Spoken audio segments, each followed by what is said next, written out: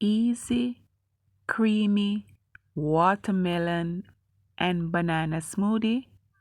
This one is perfect for the warm days.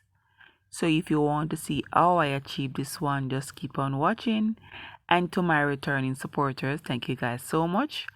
For those of you coming for the first time as well, thank you so much. Please tap the subscribe button to become an official member of the family. And here is a run through of the ingredients.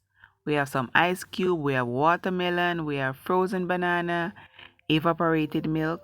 Milk of your choice is definitely a must.